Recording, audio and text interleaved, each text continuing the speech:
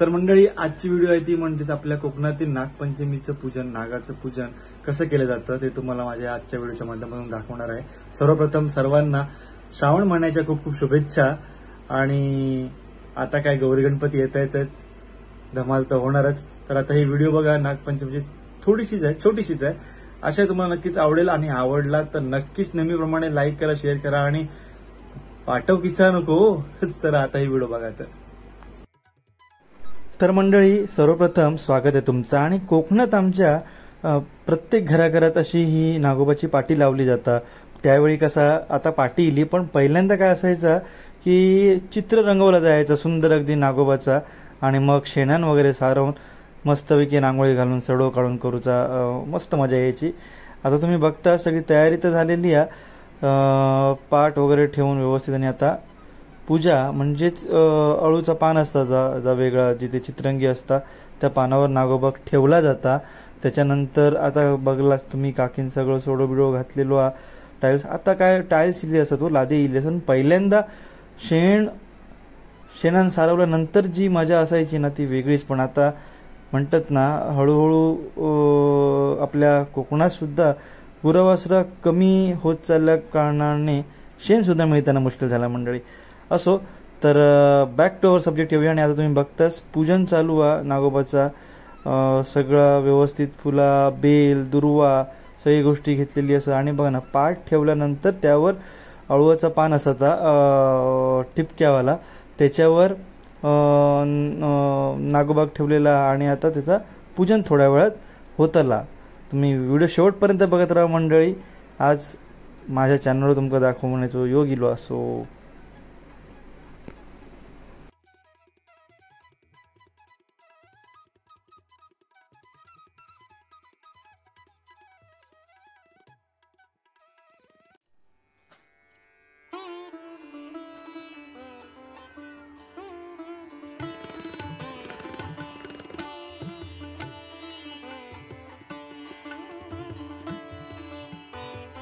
आता तुम्ही बघताच की समाई प्रज्वलित केलेली आहे आणि आता बाकीची पूजा ही चालू आहे। अगदी विधिवत पूजा जी असते घरोघरीच, मुळात कोकणात नागपंचमी दिवशी प्रत्येकाच्या घरोघरी नागाचे पूजन केले जाते। आणि मग नैवेद्य, आणि महत्त्वाचं म्हणजे काय माहिती आहे, आजच्या दिवशी मोदक बनवले जातो तो भारी।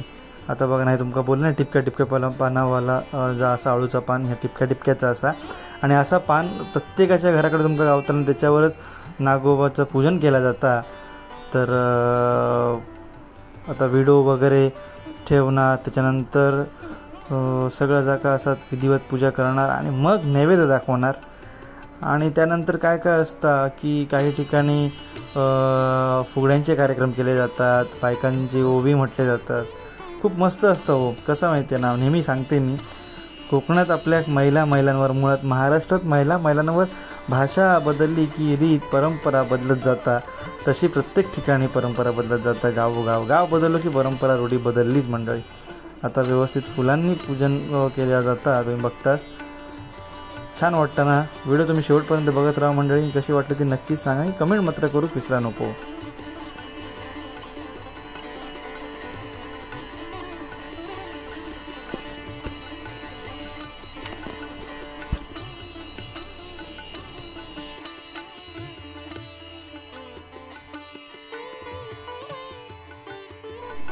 मंडळी, आणि आजच्या व्हिडिओसाठी विशेष आभार म्हणजे काय माहिती आहे, जीवन आणि दर्शनचे। भांडण का होईना, आपण दोघांनी व्हिडिओ काढून पहिले निखिलला पाठवूया, आणि त्या कसा करून त्यांनी व्हिडिओ काढून ठेवल्याने आणि पाठवल्याने मस्त वाटतं, सुंदर व्हिडिओ काढल्याने आहेत। थँक्यू जीवन आणि दर्शन। तर तुम्ही बघता आता हे सगळी ही पानं वगैरे आणलेली असतात, ती व्यवस्थित लावलेली जातात आणि छान वाटतं एकंदरीत। काही लोकांची जे घरं बंद असतात मंडळी, तर त्या ठिकाणी त्यांना जाऊन नागाची पूजा करूची लागतात असा। त्याच्यामुळे कामधंदो जर मुंबईच्या ठिकाणी न करताना कामधंदो जर गावात जर गावलो ना चाकरमान्या, तर पुन्हा सगळी गावची घरांना अशी भरभरून येतील। आणि नागदेवतेक मी ह्या अगदी विनंती करून सांगतोय, सगळ्यांका हयचे चांगलो कामधंदो गावात असा काहीतरी व्यवस्थित येऊ देत की पर्यावरणाचा पूरक असो काहीतरी उद्योगधंदे येऊन देत आणि मस्त सगळ्यांचं होऊन देत. आणि नैवेद्य दाखवलेलो बघा तुम्ही, मस्त मोदक वगैरे अशी ही परंपरा असतं मंडळी, तुम्ही बघता. आणि काय नैवेद्य झाल्यावर मग काय सगळेजण मग नंतर जेवायला घेतात मंडळी. आणि काय मजा संध्याकाळी 4 नंतर पुन्हा नागाचं विसर्जन केलं जातं अळूची जी झाडं त्या ठिकाणी मंडळी. तर तो काही व्हिडिओ नाही, पण जेवढं व्हिडिओ जमवलो तेवढं तुमचं दाखवलं आहे.